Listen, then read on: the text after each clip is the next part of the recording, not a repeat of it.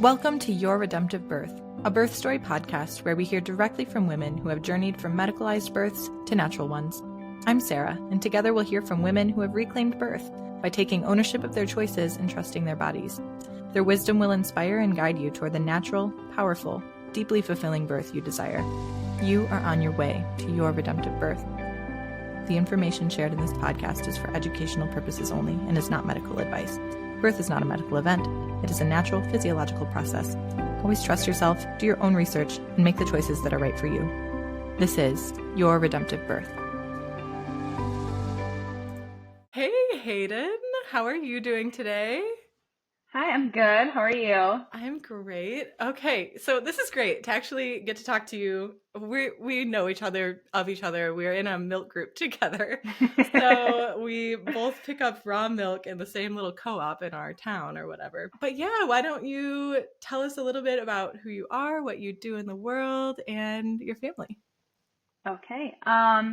So I'm 31 years old. Oh, my name's Hayden Smith. I should probably start with that. I am married to a first responder, and I have two kids, two daughters. One's 2 years old, and then the other one I just had 3 months ago to this day. So yeah, 3 months exactly.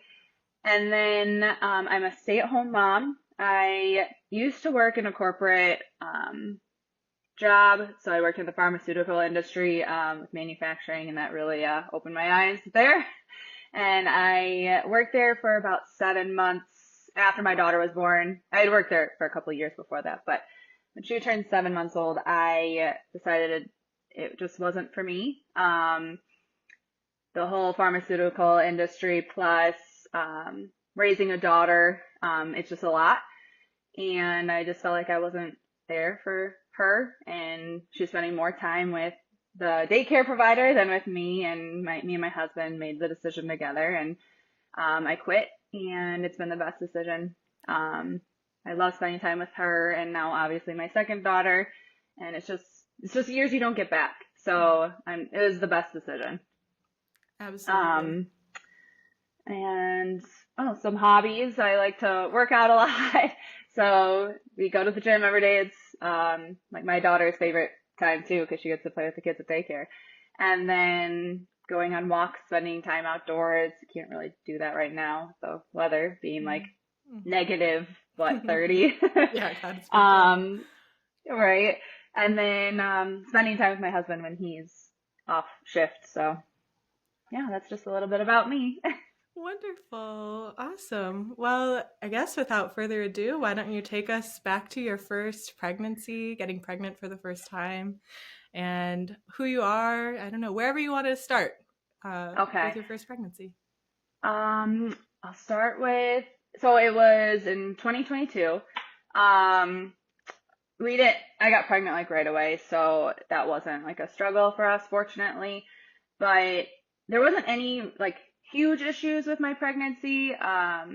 There was like my placenta had 2 lobes on it, which was strange. And of course, the doctors make a big to do about it. The umbilical cord was, why can't I think of the word? A velamentous cord. So it was in the middle of the 2 lobes. So it just wasn't like the ideal position right in the middle of your placenta. So because of that, I had to do a lot of ultrasounds, NSTs towards the end of pregnancy, which I didn't really want to do. I didn't know much about birth at that time either, but I just had this feeling like, is this good for the baby? And it was extra stress on me. But I did it. I made it to 40 weeks, and there was no talk of induction or anything. So really, I had a healthy pregnancy. But once 40 weeks hit, you're on a clock. So the induction came into play. And I think that the medical system definitely, like, they know you're vulnerable at that time. They know you're tired of being pregnant. Your body's tired. Like, you're just ready to meet this baby. And I was a first-time mom. So they just knew it. And I was like, okay, I guess I'll schedule it. Mm-hmm. So I scheduled it for 40 and 3 days. And so that was a Monday. And I called on Monday and I was like, I don't feel comfortable with this at all. I just had this bad feeling about it. I was like, I feel like it's going to end in a C-section. I just don't think my body's ready. Is there any way I can come in and see the doctor and just like see what his thoughts are? And they're like, no, you can't come in. And I was like, okay, so like I just have to show up to this induction. And now obviously I know I didn't have to show up. They're not going to come to your house and be like, hey, you didn't come to your appointment. So I should have just put my foot down, but first time mom, I was like, oh, it's normal. People always get induced. Like, I'm being crazy for having this feeling. So I went. Oh, and looking back on it, the nurse practitioner, they have to fill out, what is it? What's the score? I know I actually wrote it down. The Bishop score. Yeah. So you have to get like above a 6 or 6 or higher to get approved for the induction. And she like added up everything and then changed the numbers. And so I ended up having a 7. But looking back, I'm like, I truly did not, like I was not ready for this induction. And she knew it. And she just kind of like flubbed the numbers to get me scheduled, which is mind-blowing that somebody can live and I don't know, because it wasn't in my best interest, the patient's best interest at that point. So I showed up to the hospital, but when I was driving there, I just remember crying to my husband. And I was like, I just don't have a good feeling about this. I'm scared, obviously, like I had no confidence. And that's not to say that the induction was the only reason why I had a C-section. Mindset plays a part. We didn't. I should probably say that. Yeah, I didn't say that. I totally forgot. I was going to say it at the beginning. Okay, so your first birth was a cesarean, second birth was a natural hospital birth. Yes. Cool. Okay. I forgot about that. Yeah. But yeah, I mean, in my heart, I truly think it was the induction. And I'll go into the induction and everything that happened. But I mean, mindset is a huge thing too. Absolutely. I was terrified going into the hospital. So we get into the hospital. My induction was at 7 p.m. on Monday. They started me on Pitocin, the prostaglandins, like the cervical ripening. Labored all night, and it really goes 0 to 100 on Pitocin. Yeah. Were you induced? No, not the first time. No? But I've heard tons of women's stories of induction and how it's like the contractions of a Pitocin-induced contraction are completely different from a physiological contraction. It's now experiencing both. It is like mind-blowingly different. There's no stages of labor. Yeah. It's literally just 0 to 100, and good luck. Like the nurses too, they weren't very supportive of like, I know it wasn't a natural birth, but I didn't want an epidural. Right. But they kept coming in the room and saying, look, you don't get a medal for not getting an epidural. Like, you don't get a trophy. And that was discouraging too, because I felt like they didn't really want anything to do with me. They weren't supportive. It was very negative. There was one nurse over that night shift that came in and she was like, look, why don't you want an epidural? Like, at least she asked me. Yeah. And I'll give her that. And I explained to her, I was like, I want to have the feeling. I want to be able to push my baby out. The whole idea of being like numb scared me. I had previous surgeries and like I have nerve damage. So the whole thing just kind of weirded me out. She was like, okay, well that is a very good explanation. Mm-hmm. I will be there to support you. So she was great. But of course she leaves at 7 a.m. Right. after shift. And I think a lot of first time moms, I know myself included, we go into birth, whatever kind of birth, and we expect our nurse or our midwife or OBGYN, whatever, to be like a support person. And then you're shocked to find out that they're not. And that isn't their role. And I guess we don't know that. We don't know what we don't know, but it would be nice if an OB or a midwife or somebody would have said like, hey, labor is going to be intense, like you're Right. going to need some support. And whether that's in the form of a doula or your sister or your husband or whoever, they need to be prepared Right. to support you. Yeah. So I Well, think and that, so we were debating if we wanted to get a doula at that birth too. yeah. And me and my husband are like, well, look, like people give birth all the time. Like you shouldn't need, it's a natural process. We shouldn't need somebody there. But that was like one of my biggest regrets was not having a doula for that birth. Because like you said, I expected the nurses to help me find positions, Right. like help coach me and be like, hey, why don't you try this? Why don't we could do this instead to make you comfortable. And it literally was just them coming in and saying, do you need ice chips? Oh, I know. I don't know. It just wasn't what I expected. Right. So the next morning came around, so 7 a.m.-ish, contraction stopped completely. And I was like, again, looking back, we should have just left the hospital. Like, Right. should have been like, look, it didn't work. Let's wait it out a little bit. But first time mom stayed there and ate breakfast. And then they're like, okay, after breakfast, we're going to start it again. So we started it, and the doctor came in around 11, and he was actually like my doctor. And that was the other selling point was, oh, your doctor's going to be there the next day to deliver the baby, which it doesn't matter who's there to catch the baby. Like it ideally doesn't matter. it would be you or me or Right. or your husband, like, yeah, not the doctor anyway, but of course Right. I know first time mom, we don't know. I put a lot of pressure on it. I was like, this doctor, like he's known me the whole time, which it really doesn't matter, but whatever. So he was there. He checked me, and I was like at a 7 centimeter, and then he accidentally broke my water, which I truly don't think he accidentally did it. He knew what he was doing, to speed it up a little bit, because, they're on a time clock. After that, contractions were like out of this world, but tons of back labor. I remember I couldn't get comfortable. I tried like the heating pad. My husband did so much counter pressure.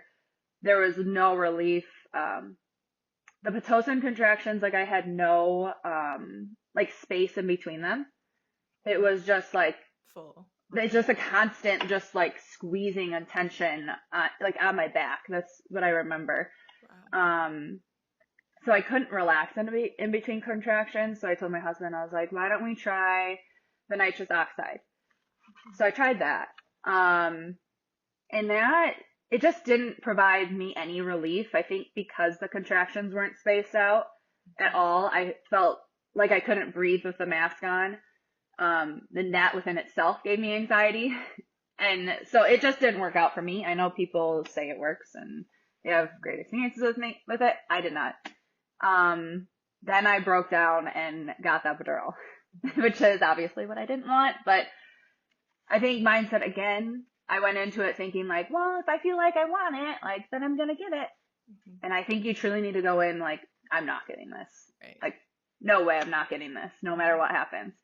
So I got it, and the epidural was fine, but it's just weird looking back on it. Like, you're literally laying there in bed like nothing's happening, like so comfortable, just waiting. I know, it's bizarre. So, once that happened, labor slowed a ton. So that was like around, I would say probably like noon, maybe 1. I didn't start pushing until 7 that night. Then I started pushing, and the doctor came in, and I think he was trying to be encouraging. He was like, you're going to have a baby by the end of today. And I think that really messed with my mind because I kept pushing. I pushed for 5 hours. Wow. Yeah. And I was like, oh my gosh, this baby has to come. This baby has to come. It just kind of stressed me out, which I know he didn't mean to do that, but it put me on a time clock in my head. But yeah, it's kind of unheard of for doctors to allow people to push for 5 hours. So I'm glad he let me push for 5 hours, but I think that epidural definitely caused some issues with pushing.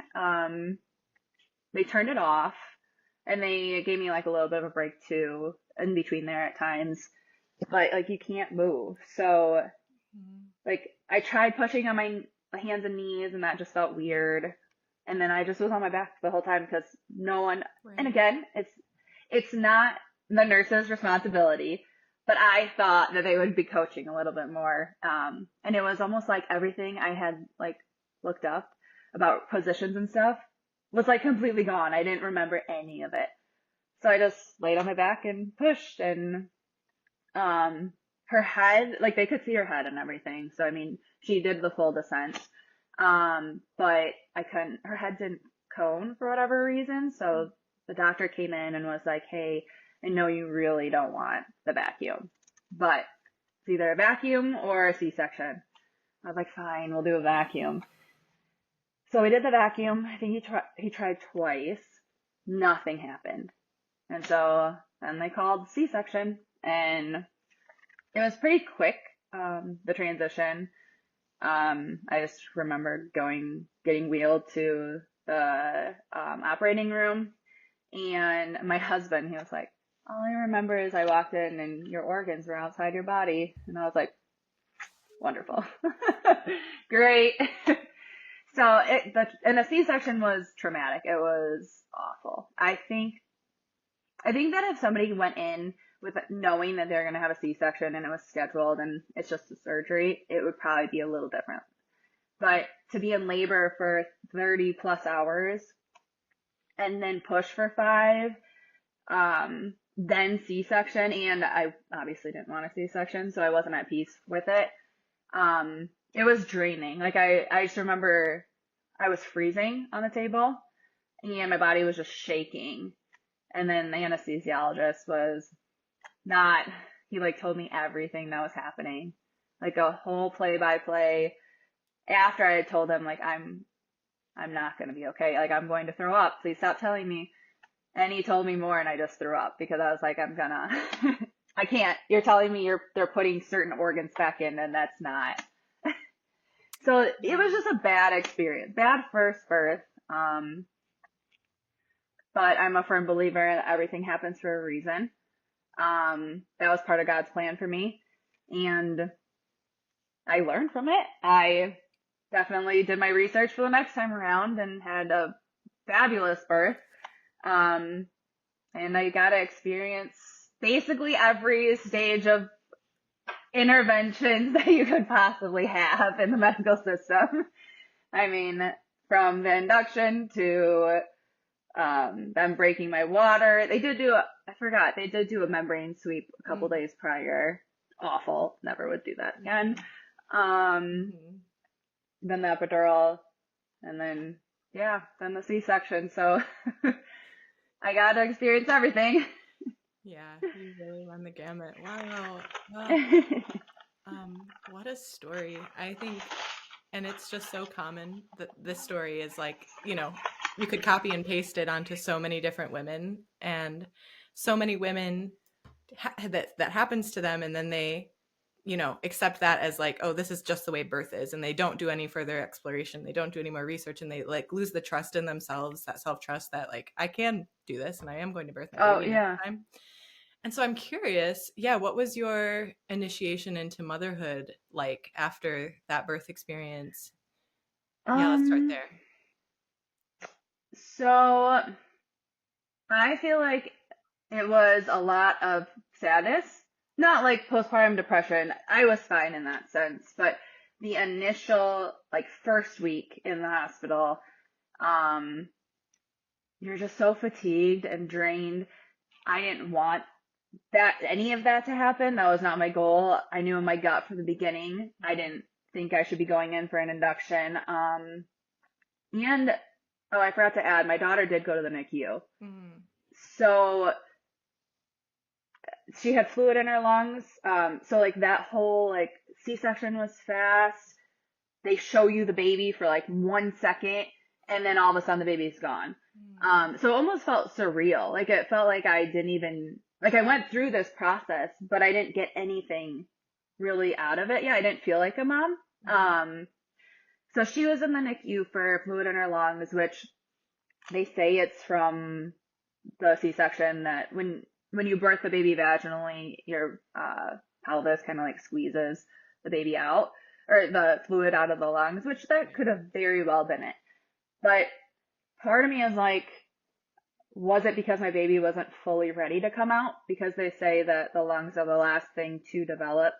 Had I not been induced and it was 4 days later, would her lungs been completely developed, and then that would have initiated labor? I don't know. No one will know the answer, but in my head, there's like a lot of different like what ifs, because she was fine. She was only in there for maybe a day and a half, and she seemed fine when I visited her. She wasn't hooked up to a ton of things for a long time, even the last day. So only a half a day, and I'm like, I think that if she would have been placed on my chest and we would have had the golden hour and she would have spent 2 days with me, I think that all of that would have resolved. Because that's what I've been hearing or seeing in research, that if you have that golden hour, even if there's like fluid in their lungs or jaundice, like the babies are fine. Oh yeah. It's just kind of like precautionary, and they just kind of call NICU, like, first of all, it's a big money maker for them. Oh, for sure. And it's all about liability too. Like, so I do think that her being in the NICU definitely changed the first couple days of like being a mom. Because I also was trying to breastfeed, which I was, thank God, successful. But a lot of people aren't successful when they have C-sections or the baby's in the NICU. So yeah, I think that there was a lot of like sadness, I guess, when I started being a mom, but then it's fine. And I wouldn't want to say regret, because I've made peace with it, but there was regret for the first, I don't know, probably like 6 months. Like, I made some bad decisions, but I didn't know. No, you couldn't have known. You don't know what you don't know until you find out you didn't know it. Yeah. Right. Yeah. And everybody in my family was like, do it. It's fine. Like, no one thought anything of it. So I know that is the frustrating part too. It's like, oh, well, you're healthy, your baby's healthy. You know, that's so common these days too. Like, healthy baby, healthy mom. What's wrong? Well, and that's what a lot of people see, is they're like, oh, well, the C-section saved your baby's life. Right. But, they tell themselves that story. Right. But I'm like, but I wouldn't have needed that C-section had I not been had the doctors not intervened with the natural birth process that God designed. None of that would have happened, and I wouldn't have had birth trauma. I would have had this joyful birth experience. Like, exactly. So you just can't trust. You can't trust other people to make medical decisions for you. Yeah. You gotta make them yourself, because they want whatever is convenient for them. Whatever's convenient, whatever makes money. Yeah, I think so many of us come to terms with that stark reality after our first birth, and it's such a shame, because if only we could have known beforehand, you know. I know. But I know. And the money they made off of my birth, I think the bill was like over $100,000. Not that I paid it. Right. The insurance covered it. Yeah. But I'm like, that is mind blowing how much money they got out of it. Exactly. But and for I didn't put this one in there, my C-section. I woke up and so I met the baby, and then we went to our room, and all my jewelry was gone. Wedding rings, necklaces, earrings, all gone. So that was also a lot of sadness, because I was like, I lost trust in you guys, because you forced me. They didn't force me. I still made the decision, but they led me in the wrong direction. I can't even trust my belongings here, because my wedding ring is gone. I could care less about the earrings and necklaces, but like, your wedding ring? So and that was a whole fight. While we're at the hospital, I'm trying to soak up these newborn like snuggles, and I'm like, they better be covering all this stuff. And one nurse made a comment and was like, well, honey, you'll get a new ring. And I was like, you don't understand. Like, this is my engagement ring and wedding rings. Like, it means a lot to me, and I don't want a new ring. Like, it just it was a terrible experience. Oh my God. But yeah, I put it, now I've moved on. It's okay. I've learned from it, and I tried to teach other people, don't bring your jewelry. You need to be an advocate for yourself. Don't trust people. Isn't that insane? And it's so frustrating too, because we're socialized to be good girls, we're supposed to, that's why we go into these births thinking we can trust these doctors, we can trust these nurses, we should trust the hospital. It's supposed to be the safe place. And then we Right. go and it's not. And I think No. that is also just incredibly frustrating. Yeah. Well, wonderful. Thank you so much for sharing your first birth. I You're think that welcome. is going to resonate with so many women. And then just seeing you come across and, find a different way. I'm really excited to hear your next story. So, yeah, I guess clearly this informed your second birth. Yeah. Yeah. So what kind of hurdles did you have to overcome internally as you're going into your second birth? I think the biggest thing was to basically forget about the C-section, forget about everything that happened. I did prenatal classes with this wonderful lady, and she was like, tell me about your first birth. And I told her, and she's like, okay, now I want you to forget about it and never think about it again. She was like, obviously you're going to think about it, but do not let any of that come in between this birth. You've never had a C-section before, basically. Mm-hmm. That's not going to happen again. And I was like, okay, so that was probably the biggest hurdle, was to just kind of erase that. No more what ifs, just had to keep a very positive mindset. And I prayed a lot and asked God for guidance on doctors to choose, because I started completely fresh. I did not go to that same hospital. I felt like if I walked into that hospital again, I would immediately be very defensive, and angry in labor.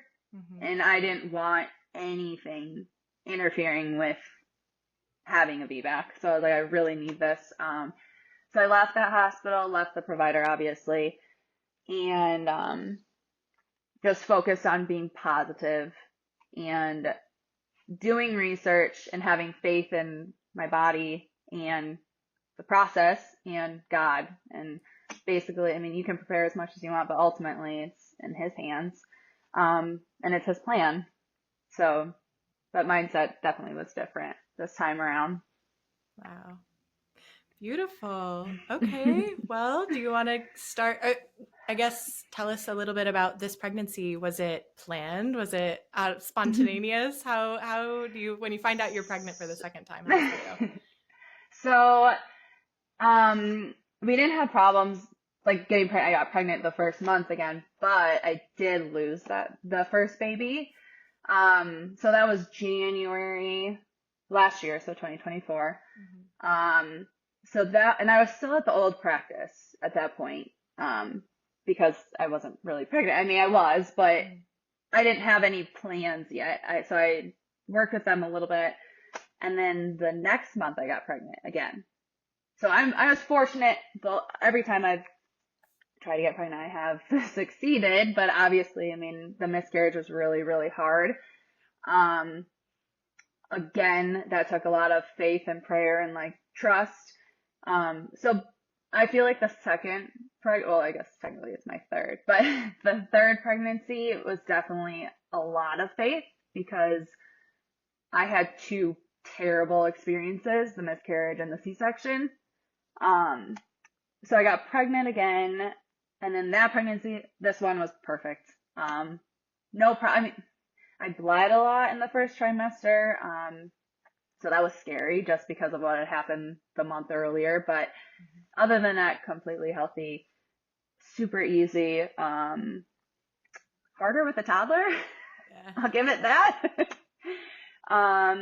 But I did find a phenomenal doctor. I interviewed a lot of doctors in the suburbs, looked up birthing centers, doctors in Milwaukee, Madison, and then there was another hospital in Wisconsin as well. And I could not figure out who was the best fit for me. And then finally I came across this doctor actually in town, at Mercy, and I went with him, and he was fully supportive of a VBAC. That was the hardest was to find a doctor that was supportive of a VBAC that wasn't going to require an induction. Most of the doctors I interviewed at least were like, oh, we'll let you go to 39 weeks and then we're going to induce you because a smaller baby is a less chance of a C-section. And I'm like, no, I am not. Logic. It's not right. I was like, that doesn't make sense. Like, at all. And they kept saying the Arrive trial. And I like read the Arrive trial, and that is not what the Arrive trial is about. They definitely manipulated that.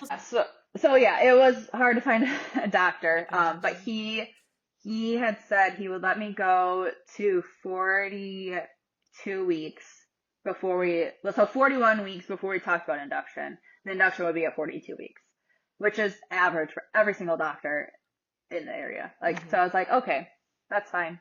For a VBAC, that is unheard. I mean, most doctors don't even give you that. So I was like, great. He supported all of everything I wanted, the delayed cord clamping. I want to take the placenta home. Like, just a ton of different things. No Pitocin to deliver the placenta. Like, he was very, supportive in that. And he was like, oh, I would never give Pitocin. I was like, what? Good. Because all the other doctors, they all swear by it for like decreasing hemorrhaging. Like, but he was like, no, I don't find that to be accurate. And I was like, great. Well then, you're a great doctor. I will stay with you. So the pregnancy was not exciting, which is exactly what I wanted. I didn't want anything that could potentially make me high risk. Even though I'm technically high risk with a VBAC. And my doctor even agreed. He said to me, he goes, there's more risk for you having a repeat C-section than trying a VBAC birth. And he's like, especially because you want more kids too. He's like, if you only wanted 2, I'd be like, okay. I mean, if you want a C-section, then do it if you want it. But he was like, you want more kids and C-sections, you do have a higher risk for everything. So he was very supportive. And then so I got to like 40 weeks, 2 days, and my labor started.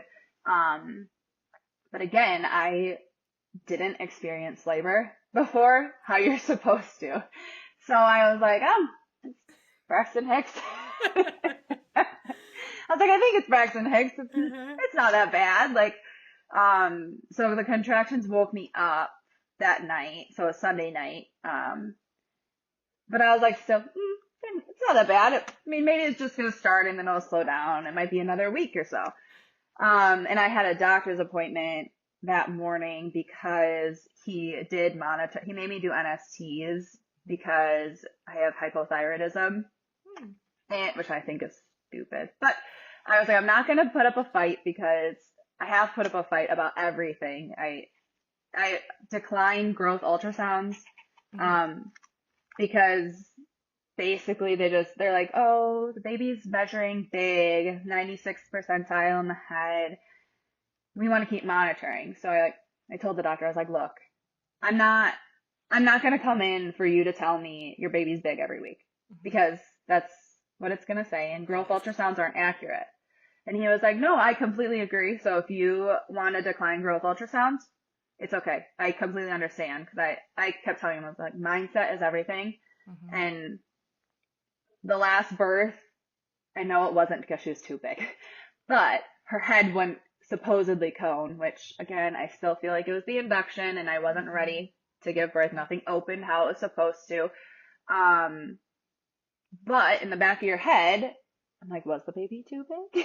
Even though I know she wasn't. But, so I was like, I don't want anything that this baby's too big. I'm not coming to an appointment for you every week to tell me my baby's huge when they can be off by 2 pounds, bigger or smaller. Just to also side note, step back to, you said you have hypothyroidism. So are you on like a Synthroid or something for that as well, or no? Yes. Yeah, I'm on, like Armour and liothyronine. So 2 different, medications for it. Is that something I've heard that hypothyroidism develops for women a lot in pregnancy? Was this something that's like relative to pregnancy for you, or is this like something you've dealt with for a long time? No. So, I developed it later, probably like when I was 20. I'm 31 now. But I have Hashimoto's thyroiditis, which is an autoimmune disease. which they're normally correlated the two. But I mean, it's controlled, so that's why it's not like it's a big deal. But he's like, I'm doing it precautionary. I'm like, okay, whatever. Right. I did leave some appointments because I was like, this is taking too long. And I have a toddler that somebody's watching. Like, I can't sit here for 2 hours for you to have stupid elevations and a heart rate for this perfectly fine baby. So there, in my chart, it does say patient left in the middle. Yeah. And so, I mean, but I was like, I was trying to be as a good patient. I know. Yeah, I was trying to be a compliant. good patient. Yeah, and he let me do a lot of things. So I was like, okay, what I know, whatever. But I was being compliant, and I went to the NSTs. So that morning when I was in labor, I had NSTs, and I was like, okay, I don't want him to know I'm in labor because my plan with my birth coach that I had and my doula was to wait as long as possible to get to the hospital so they can't intervene or mess with my labor at all. Right. So I went in and he did my NST and I was like, oh, well, I went to the gym that morning too. I noticed that and you go to the gym. Amazing. all I did was walk on a treadmill. So I was like, I'm just gonna keep my day normal, not stress out about it. My husband was on shift, so because he's a firefighter, so he's on a 24-hour shift, and I was like, I knew that labor would happen when he's at work. I just knew it. So I noticed on the treadmill that like my gait was changing like during contractions. So I was like, okay, I think it's pretty real. But again, I'm not telling this doctor. So I like sat down in the chair for the NSTs and he did the test and he came in and he's like, yeah, you got contractions, but nothing special. And I was like, oh, so like you don't think it's labor or anything? Like it's not starting? And he was like, too hard to tell. It could be like this for a week. You could have a baby tomorrow. It really doesn't mean anything. And I was like, okay, all right. Bye, I'm gonna leave. Yeah. And so that appointment was at like 11 in the morning, and I went and picked up my daughter from my sister-in-law's house because she was watching her. And I put her down for a nap. So that was 11, the appointment. 1 o'clock, my contractions were 6 minutes apart.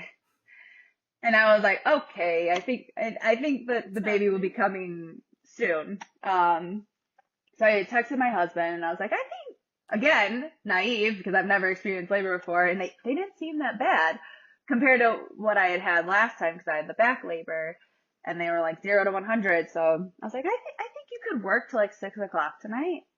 And he was like, okay. And then like an hour later, I like texted him. I was like, no, you need to come home. I need you here. And so he came home and he walked in and he was like, Hayden, you are in like farther along labor than what I see with patients that are like, we need to go to the hospital. And I'm like, are you serious? He's like, this is bad. And then I was like, I really don't think it's that bad. Like, I mean, I couldn't talk through them, but I was like, it's not far enough yet. Like, I don't know. I just felt like it wasn't. And he was like, I think you need to call the doula. So I called my doula. She was like, you sound anxious. I think you should take a shower. And I was like, I really don't think I can take a shower right now. I don't know. My contractions were, like I said, 6 minutes apart still. And so I hung up and my husband was like, no, you need to call the birth coach. Because the birth coach had always told me, I could tell when someone's in labor by their voice on the phone. Like, or not in labor, but if they need to go to the hospital, sorry, I should change that. So I just texted her. I was like, hey, so-and-so, I think I'm in labor. I'm pretty sure I'm in labor, but I just don't know if I should be going to the hospital or not. Like, I just don't know how far along I am since I've never experienced it. And so she's like, can you call me? So I called her, which I totally regret not having her as my doula because she just was phenomenal. You just have that relationship because I did birth classes with her for months leading up to it. I couldn't have her because she was going to be out of town. So she's a doula as well around here? She is a doula as well around here, yeah. And she teaches birth that you did. Yeah, and gotcha. She teaches like the Bradley method. Yeah. But kind of does like her own kind of spin on it. She's had a lot of home births. And her mom had home births.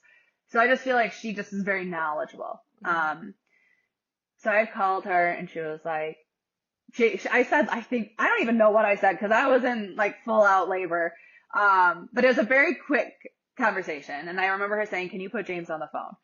And I was like, okay. So I gave it to her, or to him. And, she was like, you need to bring her to the hospital. It's time.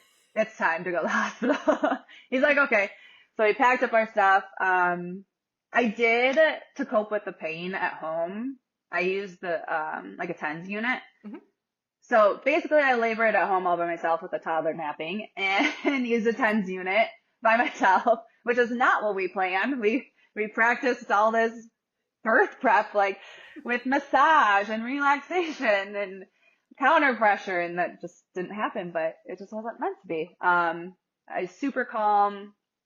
So by the time my sister-in-law came to pick up my daughter, it probably was 3:30. So labor really got intense at like 1-ish. And then it was 3:30. We were able to leave for the hospital. I remember in the car ride, I was like, I'm gonna have this baby in this car. It is a 7-minute car ride, but it felt like forever. It was the longest drive ever. And I was just in all fours in the back, and I was like, I'm gonna have this baby, which my husband has, like, he's a paramedic, so obviously he could handle it if that happened, so it really wasn't that big a deal. So he, like, pulled up to the hospital, and I ended up being on all fours, like, in the parking lot. Because I, like, had contractions. I literally I waited for a bit, to the point where I probably shouldn't have. But, so he came in, he came out, got a wheelchair to, like, wheel me in. Probably looked like a lunatic going into the hospital. It was in the ER, which we didn't need to go to the ER because it was daytime, but I don't know. I was not thinking, and I just was like, I don't know where we go. But the lady came down to get us, and I heard her on the walkie-talkie. She was like, I need a room ready. This one's hot. I was like, oh, thank God it's not too early. Like, that's all I remember thinking that, like, okay, perfect. I waited, so they can't do anything. So I got up to the room. The nurses were phenomenal this time around.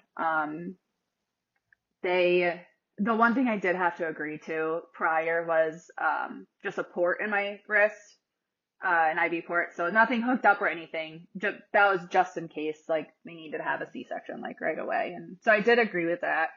So I was like, my doctor said just a port, just can you put it right here? I don't want it interfering with anything. And so they did that. Nurses basically left me alone. My doula showed up, at like 4:30, and, I had the baby by 6 o'clock. So it was phenomenal. Again, uneventful, but that's exactly what I wanted, was a very uneventful birth. The doctor was not who I would ever want at a birth, but again, it was the birth that I wanted. He wasn't phenomenal, and he was very stressed out and did not like that as a VBAC. But my doctor had said that whatever he signs off on, they have to agree to. So he was lecturing me as I'm pushing why I should not be trying a VBAC. But I was like this. I remember pushing, and I was like not listening to him. And my husband was like, doctor's not concerned. Doctor's not concerned about the size of the baby. And then he comes in, you declined growth ultrasounds from 32 weeks, and the baby. Okay, it's too late now, dude. Like, you're in labor now. I don't know. This baby's coming out. I'm pushing this baby out, whether you like it or not. Like, they hate not being in control so bad. Yes, and that's what it was. He hated it. He didn't like that I wanted a VBAC. He talked about episiotomy in it. I was like, no. God, no. Thank God I was like, I did all this prep, like I did pelvic floor therapy and everything. I was like, no, thank God I didn't, because I didn't even tear. Like, if I would have listened to him, I would have torn all the way, like, and had a terrible recovery. Mm-hmm. So I was glad that I had my doula there cause she answered all those questions for me. She already knew what I wanted, prior. And I felt like I could just like really get in the zone and just relax. And I just ignored the doctor. I mean, good. Yeah, it wasn't like a perfect home birth, like with like no interference. Yeah, that was like a little stressful, but I just tuned them out. And I mean, I pushed for maybe I would assume like an hour-ish. I remember the doctor saying something like, "Oh, if this doesn't progress, we're gonna have to have a C-section." I heard it, but I don't remember when that was or why he said it. And then I just remember praying, and I was like, 'cause I was pissed. I was like, I am not having this C-section. So I prayed. I don't even know what I prayed, but I swear, like right after that, the baby's head popped right out, and it was all done. So it's an answer to prayer. But yeah, I mean, baby was perfect, so alert. Like, I just can't believe the difference between the two babies. Like, the first baby was drugged, like probably from an epidural and all the medications they gave me. Like, I don't know, but then the second one came out bright-eyed, eyes huge, like looking at me right away. The nurses, it was almost like the nurses didn't, like they never experienced natural births. So they made comments about how alert she was. They're like, "Oh my goodness, like this baby is like wide awake." Like, that's another I thing. don't know. Sorry to jump in too about No, you're fine. when you know, like the common thing that people say about there's no trophy for not getting an epidural. Like, that's the trophy. Like, your baby coming out of you, not drugged and looking right at you and alert, and you being able to move right away. And I mean, there's like countless benefits to not having the epidural. Like, it's not crazy to not want that.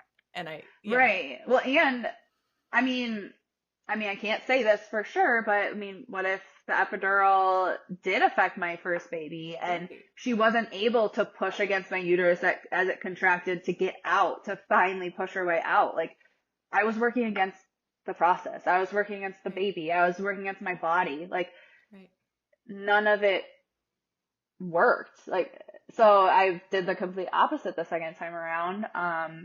And it was night and day difference. And let's back up too. I want to know, like, as you're pushing, like, what position are you in? Where's the doctor? Oh, yeah, like. So, okay. And maybe, did you feel a difference between like, okay, these are like opening contractions, and then whoa, like suddenly that like bearing down contraction? Did that kind of happen to you? So, when I went into the hospital, I was an 8. But my body was pushing. Yeah. Like, I told them, I was like, I cannot not push right now. And so they did check to see if there was like a lip or anything. And they said, no, it's good to go. And I was like, whatever. But I already was pushing. There's nothing I was going to do to like prevent that. And my body was literally just trying to get rid of this baby. So I did start on all fours. At some point my water exploded. My poor doula went all over her.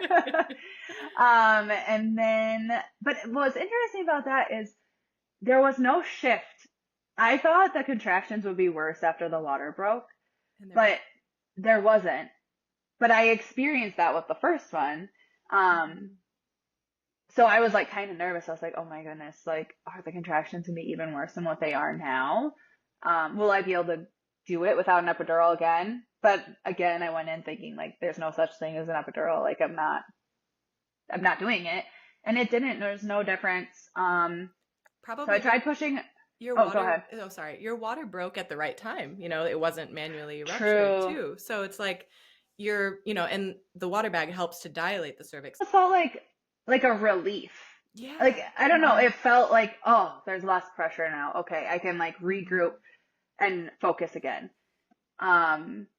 So I pushed on my back. I tried using like the squat bar. And I did that for a little bit. I didn't hate it. I just felt like it wasn't effective. And the heart rate, they made me do the fetal monitoring. The heart rate did change a little bit. So my doula was like, hey, let's just move you. Like, so move me. Obviously heart rate's fine. And I left the squat bar out. I think I had my feet on it. And then I was on my back, which I was mind blown because that was the one thing I was like, I'm not delivering in my back. But it was the only thing that felt good. So I did that, and I did have a mirror, which I thought was really motivating. because I could see her head, where first time around I didn't have the mirror because it kind of like weirded me out. I don't know. I just like overthought it. And I think that had I actually saw my baby's head too, maybe that would have like motivated me to push, even though I thought I was pushing hard. But so I thought that was a big motivator, was being able to see. And then I just ended up delivering her on my back, and then had the worst sacral pain after. Oh no. I was not expecting that at all. I was like, I feel like I got hit by a car. I think that happens no matter what way you birth. I wasn't sure. I was like, is it because I was on my back and my sacrum was just digging into the bed the whole time? I don't think so. I also think going back to like birthing on your back, there's such a push right now in the natural birth world that like, oh, don't birth on your back. There's so many other like better positions to birth in. But some women do find birthing on their back to be the most effective, most comforting way to birth. And so like, yeah, I don't know. Just a side note, like, well, people I shouldn't felt feel like shame for birthing on their backs if that's what works for them, you know? Yeah, I think it's just because I hear that, like, because I would hear other women say it, and then I would read things, and everybody'd say that's not the ideal position. But I felt like it was the best position for me at the time to be able to like relax everything and just focus on bearing down on the muscles I needed to use. Like Bradley method stuff. Yeah, because when I was in the squat position with the bar, I felt like I almost was like tensing up other muscles at the same time, and I just wasn't focusing on the actual movement that I needed to do. I don't know. It felt right for me. Will I do that the next time? I don't know. I think every baby's gonna be different. For sure. But yeah, I remember after that birth, like, I was ready to go home right away, which is completely different than that first birth. Like, I just felt, I was like, I can't leave. I can't do anything. Like, this time around, I was like, oh, we have to stay for 24 hours. I was only here for an hour and a half, and I have to stay for 24. I know. But we got home, and it was fine.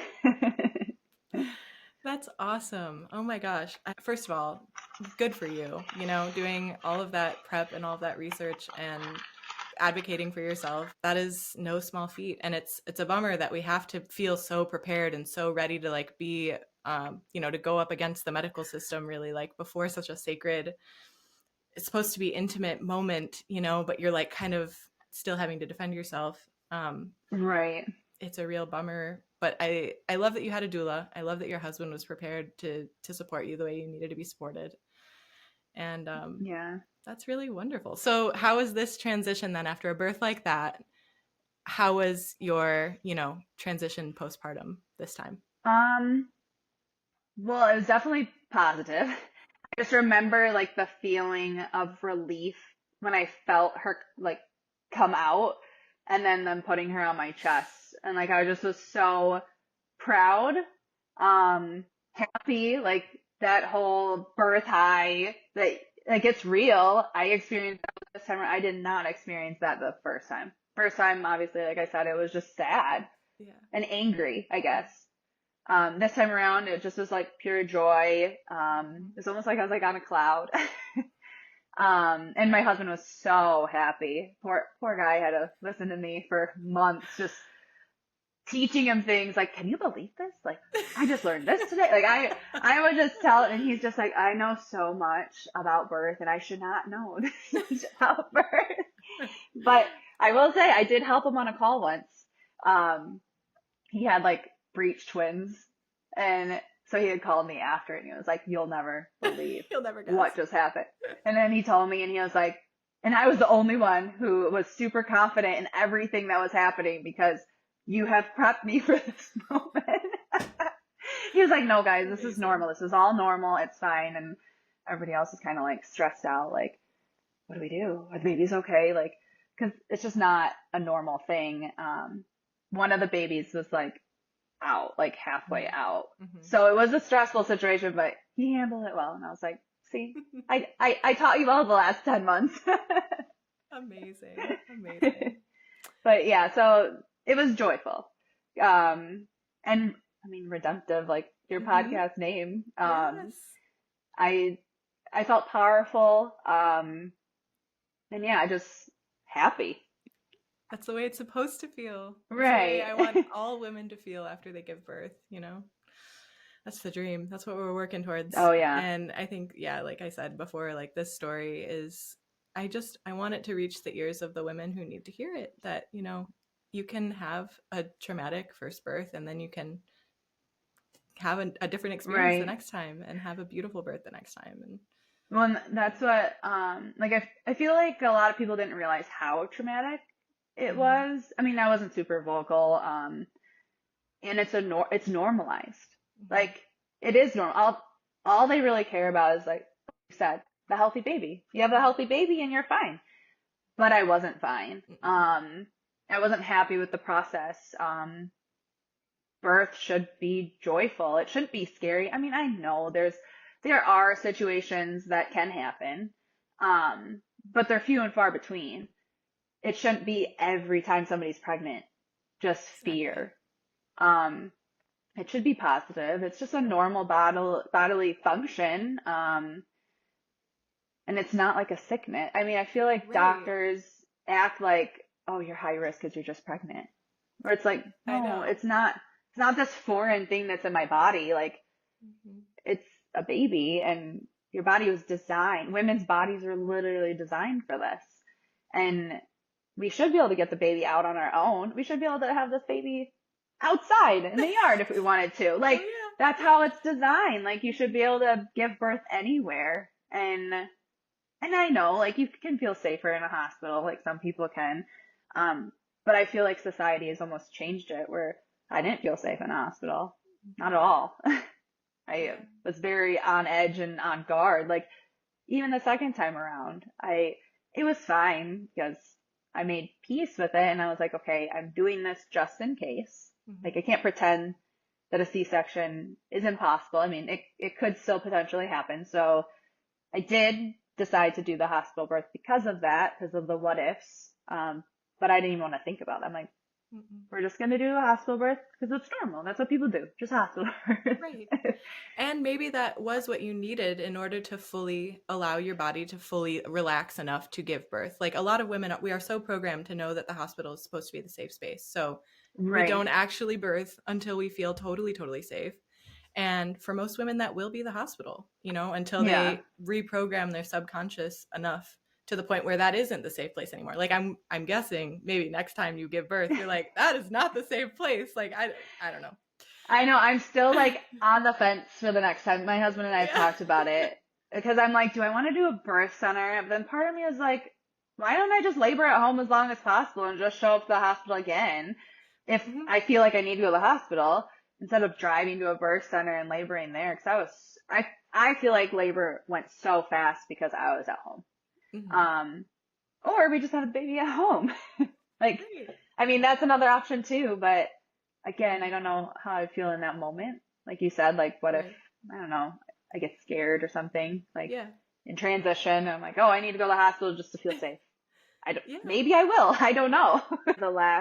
Probably the last month of this pregnancy, I remember looking at my husband and saying, I think I might just deliver at home. Like, I don't know, but then I don't know, you just still have a little bit of fear because of what happened last time. Right. So then I was like, well, what if the baby is a little big, like, or their head doesn't go, which is a very rare condition, by the way. Like, I ended up researching that to no end because I was like, was something wrong with my baby's head? Which, it's so incredibly rare for that to happen. So I truly don't think it was that. Yeah, and it's hard even to believe those statistics, even how rare it is, like 1 in 2,000 or something that they say. But it's probably way more rare than that because they totally overdiagnose big baby. Yes. You know? Yes. And I will say, so first baby was 8 pounds, 11 ounces, 21 inches. Then second baby was 8 pounds, 3 ounces.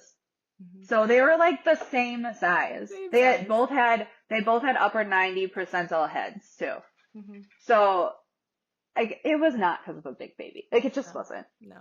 And they can say as much as they want, or, oh, your pelvis isn't, like, designed for, like, no, God didn't design us wrong. I know, yes, there are some people, but not as common as what they do. They overdiagnose that too. Oh, she's too small to have a baby. Where I've seen very tiny people deliver 10-pound babies. Right. So, and they're fine. You're not going to grow a baby that your body can't birth. It's just Right. not going to happen. Yeah. It's not going to happen. Mm-hmm.